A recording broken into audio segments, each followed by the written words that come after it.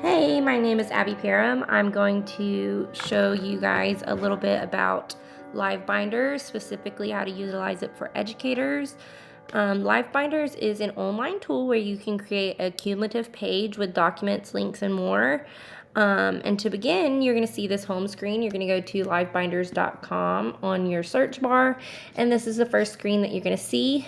You can start a free binder. So the free version is only really a sample of creating, so it only gives you one binder free to create, but you can access tons of already created binders with the free version, or they offer an educator's discount where you can pay right at $100 a year to have unlimited binders. But you're going to want to sign up if you've never used LiveBinders before by clicking this blue sign up button in the top right corner. I'm going to log in because I've already made an account, but I would recommend logging in with your Google account. It is always much easier to me to have everything under one account, kind of password lumped, logging in with Google.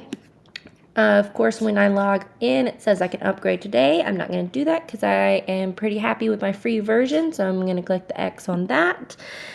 When you first sign in, you're going to go to this home screen.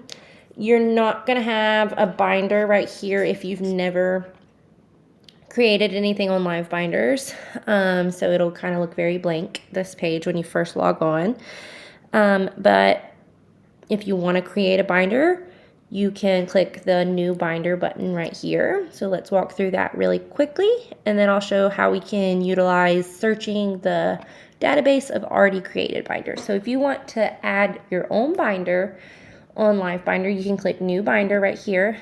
It's not going to let me click new because I only have one and I have the free version. So I'm not going to do a new one, but when you click new binder, it'll give you the option to title it, put it as public, or make it a private. So if you want it to just be for your eyes, you can put private. If you want to let other educators access your resources, you can put public. When you come to the binder, if you have a binder already created, you can put edit, click edit right down here, and it will bring up your binder starting with the first tab. So I just started dropping some resources that I've had. I named mine Miss Parham's Teaching Resources. So I dropped in this PDF that I love off of TPT for teaching writing, and I named it right here so it's a link. And then if I wanted to pull it up and print a couple copies, I click this little print button right here, and it would come up in a printer-friendly version, which I really love. So if I am not maybe at my home computer, my laptop that I utilize with all my files on it, and I need to print or access my teaching materials, it's easy here with an online sign-on version. So it's basically like a sign-on version of anything that you want to file or tab. It's really geared towards linking websites. So I've linked one of my favorite data collections websites, EasyCVM here. Again, it's just an easy way to click in and go straight to that website that you want, or have all your websites that you use.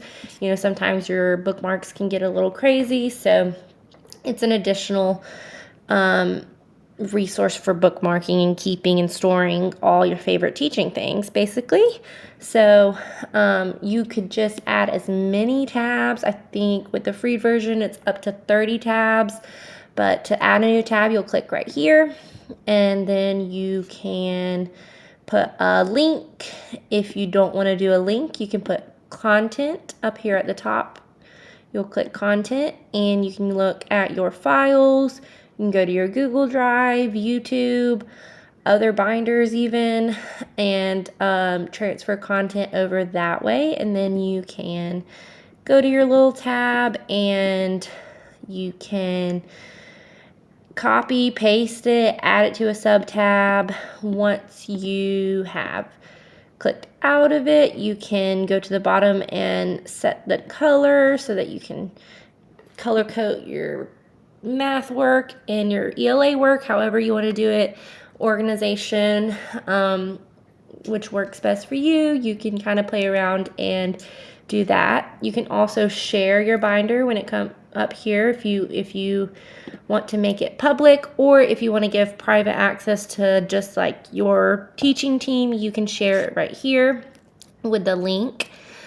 Or you can email, you can add it online onto your Google Classroom if you want maybe to put like your stories or whatever you're teaching, worksheets in a page for your class or your students' parents to access easily. You could do this as kind of like a hub for your parents and students to know they can reference back to see work for each day of the week or whatever you want to do. There's so many options.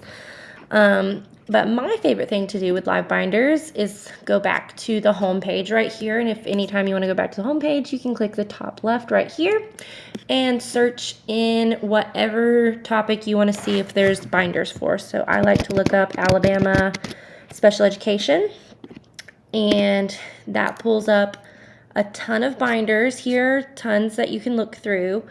But my favorite one is the second one right here that the Alabama State Department of Special Education kind of put forward, or either somebody with that name is using it. I think it is the State Department.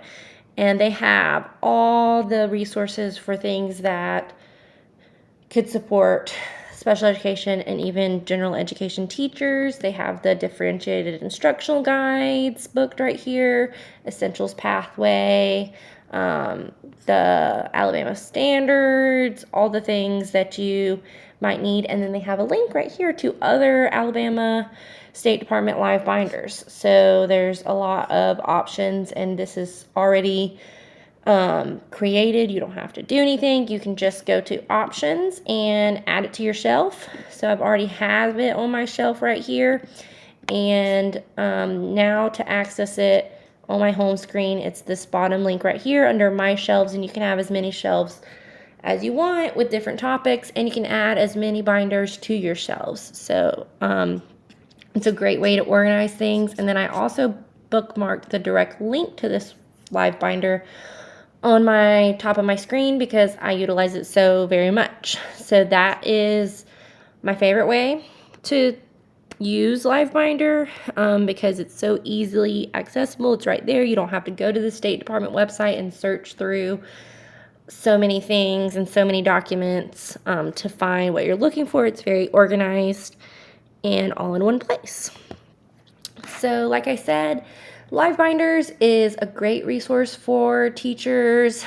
It could be utilized a lot with the paid version, but it's extra finances, so I don't do that. But if I did, I mean, it would probably be worth it. But for the free version, the best way to utilize it is looking at what's already there and kind of finding what resources you want to have in your back pocket. So I hope that this video kind of introduces LiveBinders maybe to some things and some people that haven't utilized it or known about it. And I hope that moving forward, you guys can check it out a little bit and see if maybe it will help in your classroom or in your field. And thank you for watching my little intro tutorial.